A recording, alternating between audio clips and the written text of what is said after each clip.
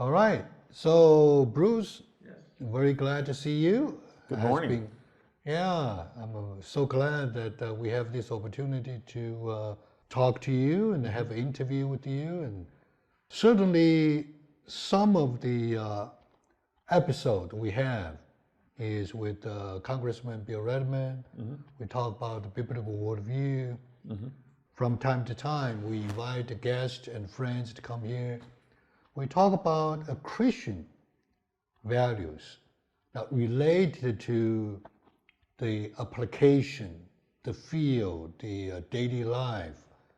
What do you do about the biblical worldview, which means thinking biblically, right?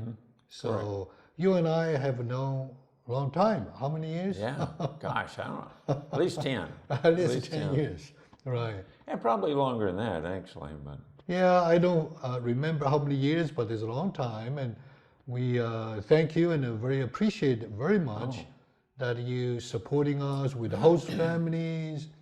We have many Chinese students from Christian family come to New Mexico and either summer camp, either high school, and you try to find host family for them. Right. And every time I give you some headache, but you did a wonderful job and you helped us great. We really appreciate it. We appreciate those host families if they're watching. And then later on, you go to China. You went to China. yes, right? we did. And that was a tremendous experience. And I remember when you told me when we first met, at one time you said, "You're going to go to China." And I said, "I am not. I've never had the opportunity. I'm not going to China. It won't happen."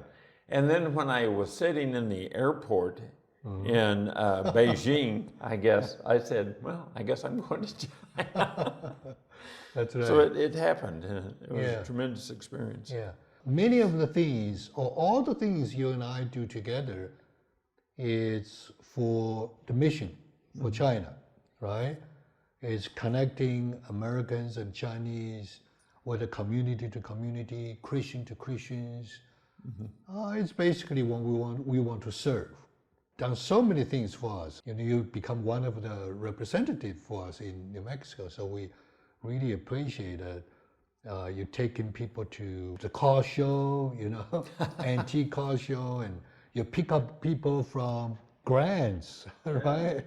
Oh, We have Christian tour group come here. So it's a wonderful experience, memory, and really heartfelt service to the Chinese people. Thank you. So I guess today my main reason want to chat with you and share with our audience is that you have some very unique, to me, very unusual experiences, stories. At the same time, you always tell me you're just so ordinary a person. I am. I would say, wow. I'm working towards being ordinary. When I first heard your story, I was just so amazed. So I guess I want to give you the chance to share with our audience your unusual stories that you had a dream many years ago. How many years ago? Oh gosh, that was probably 13, 14 years ago. 13, 14 years ago. This is one dream happening many years. Yeah. So you're having dream after dream after dream, the same story, pretty much the same story. Yes. Across 3 years, 5 years? Even more, even longer. Yeah, the first part of the dream was about 6 months. 6 months. 6 months. But then about 5 Every years. night? No. No. Okay. Once for a while. Yeah. Sometimes it was a month. Sometimes it was 2 months. Okay. And I would never know, but then all of a sudden another chapter in the story would happen. Right. And the last one happened 3 or 4 years ago. 3 or 4 years ago. So you begin to realize this is not an ordinary dream happening to an ordinary person. I would call, in Chinese, in Christian churches, we call it a prophetic dream. We say this is a dream from the Spirit, from God. I was so touched. I was so moved. And I actually shared your story at one of the Sunday message. And you were sitting down in the church. I remember. So you began to write it down, not only as a journal, but also as unfolding story. That's unbelievable. And you gave a title. And not you give a title, but in the dream, there's a voice calling you, and you record that voice and put as a title. Right. And we discussed, we say someday you may write a novel, and I'm going to translate it. Oh, okay. If I have the honor to translate into Chinese. Okay. So what was the title for the writing? The title is Stand. Stand. Simply Stand. Which means stand up? Stand up. Stand up, right? So how many chapters right now you have? If we can call it chapters. Yeah, I've got about 45 pages written so far. 45 pages, okay. Yeah. So, and there are several chapters in there. Right. So let's talk about what's the story about, and then we can follow up with some discussions and what does it mean? Oh, okay. What does it mean to you? What does it mean to many Christians or even today? Every time I hear you tell the story, I was so amazed. I thank God. I said, well, this is something that very, very encouraging. Yeah. So please, tell us how it begins, what's the general stories, and take your time. Well, the story is set 600 years ago, about 400 years ago. In a time 400 years ago? Yeah. It's 400 years ago it's about. Right. And that's 400 years ago. Approximately. Okay. Approximately. All right, good. Yeah.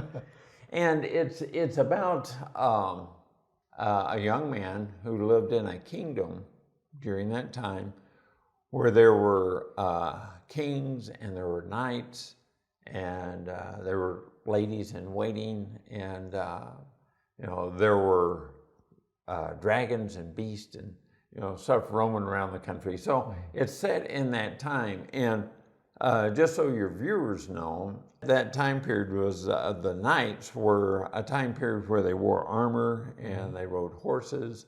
And typically the weapons were swords or spears. Spears. Those type things. That's the kind of setting, if you can visualize kind of what that is. The story starts with, can I say me? Oh yeah, of course. Okay. So the person is you. Yeah. Right.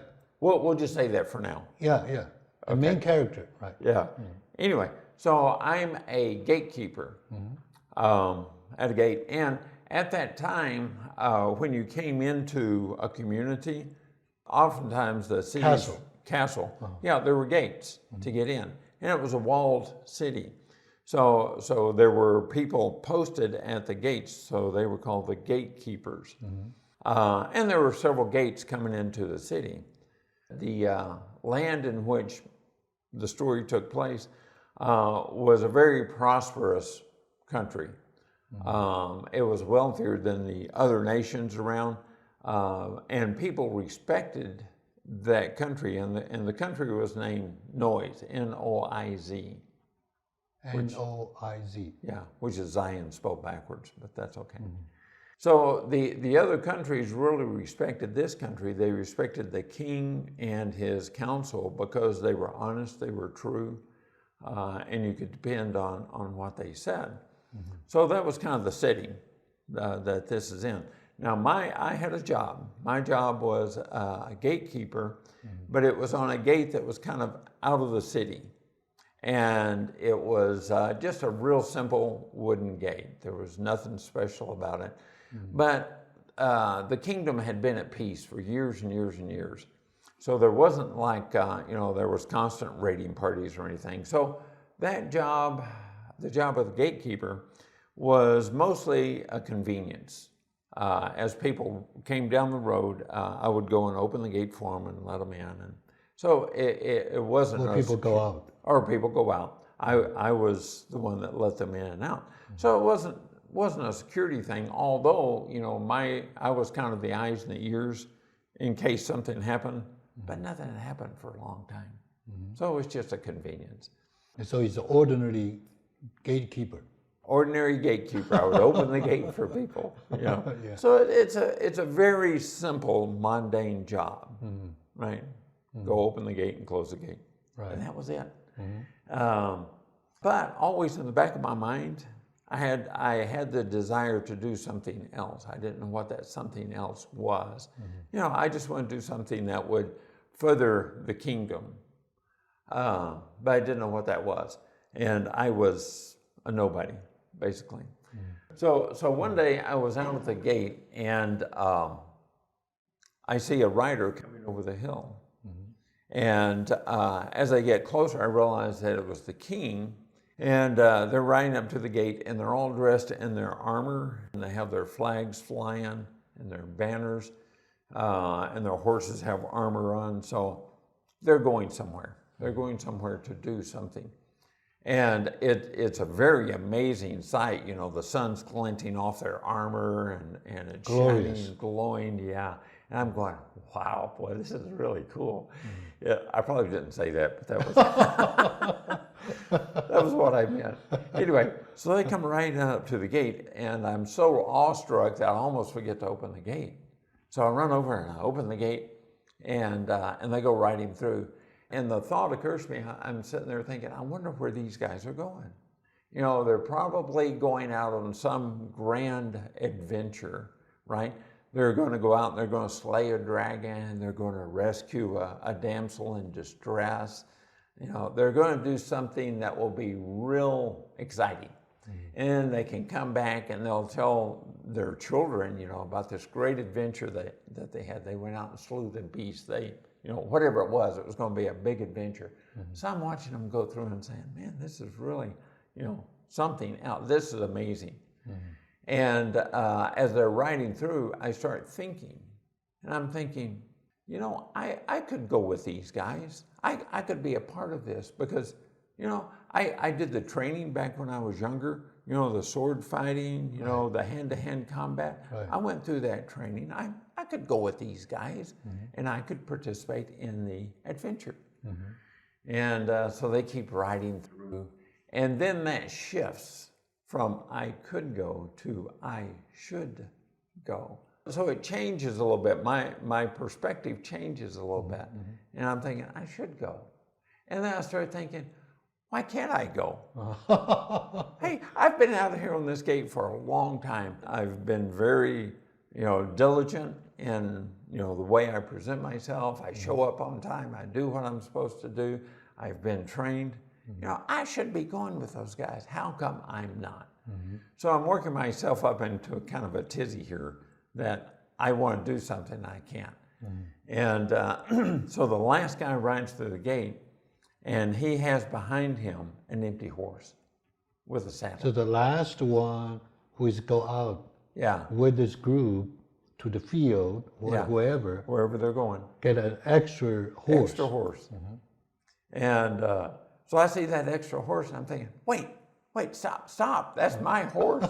I'm supposed to be on that horse. You know, I'm supposed to go with you guys. And they just ride off, you know. They haven't paid me any attention at all. You know, they're dead set on where they're going. They're very determined. Their eyes are set on whatever their goal is. They're not looking at me. They're not looking to the left or the right. They're focused on where they're going. So they go through, and then I start having a pity party. I start thinking, why couldn't I go with those guys? Why couldn't I deserve to go with those guys. Took a break there for a while. And year. Oh, month, yeah. And at the time, I had a very uninteresting job. Yeah, in my real life. So I wake up, I go to work, and I have this very mundane job. You know, you go to work and you do this low-level work, And I started getting dissatisfied with my job at work. But the dream and my job were the same. Related. Yeah, they were related. And I was getting upset because I thought I was better. I'm better than this. I can get blah, blah, blah, whatever. And when I realized that, I thought, wait a minute, you know, this is the job that you have been given. Do it well, shut up, and go to work. And just do a good job. Be a good employee. That's all we ask, is that you be a good employee. So then I had another dream. The dream resumed. The dream resumed because I had a lesson to learn. And it was that, you know, you're not here on earth to fulfill what you think you should be doing. There's a job that you should be doing. Just do it and be happy that you're doing that job. And my attitude in real life changed. And I started looking at life more positively and differently. Fortunately, you know, it picked up again. So in the dream, I was standing at the gate, and a rider comes over the hill, just a single rider. He was coming from the direction that the king had come. And he comes riding over the hill. So he comes riding up, and I can tell that he's been in a battle. You know, he's got armor on, but it's all dull and scuffed up. It's dirty, and there's dents in it where it's been hit by So swords. he came from the king's adventure. Yeah. Came back. And he's headed back out. Right. And he had his sword drawn, and I can see that the sword has done. It's got notches in it where he's been fighting. He doesn't have a helmet on. He has long hair and it's kind of blowing in the breeze. So I get a lot of detail. He comes riding up and he stops and he looks down at me. He has the look and the eyes of someone who has a very steel gaze when he looks at you, and he can see right through you and see into your heart. You know, there's no denying what this guy can do and see and so forth. So he looks down at me and he says, "Are you ready?" And that's all he says. He just looks at me and he says, "Are you ready?" I'm thinking, am I ready for what? You know, you've got to give me some more information here. You know, what are you ready for? Where are we going? What do you want me to do? Who are we going? Ready for what? I don't understand. Why are you? Obviously, you're a pretty important person. Why are you speaking to me? Because I'm a nobody. Why are you even talking to me? That was the only thing that he said. That was the only words he spoke. He didn't say it again, just said it once. Are you ready? And it was that kind of question that pierces all the way down. And I knew that I couldn't lie. I knew that I couldn't hedge around an answer. If I was to answer this guy, I had to be very truthful from the heart, because that was all he would accept, regardless of what the situation was. So it took me a long time to think about this. He was always there, even after the dream, during the day as I was working. I would always see this guy. Really? Yeah, sat, you know, and just looking at me, waiting for an answer. I wasn't going to escape. I had to answer. I had to say either yes or no. And if I said yes, it would lead me down one path. If I said no, it would lead me down another path. And I would never know. If I said no, I would never know what he had planned, what was in store. I wouldn't know, because he wasn't going to tell me. You know, either answer was okay as long as I had an answer. You can say yes, you can say no. Doesn't matter, but you have to have an answer. And so I thought about this for a long time because I realized this was going to be a game changer. You know, it would be a decision in my life that would have an impact. And also, your life may be changed. My life would be changed. Because of your answer. Right. Decision to give a different answer. So let's pause here and give some time to our viewers, some reflection and thinking about your story, and we come back for the next episode. Okay. All right.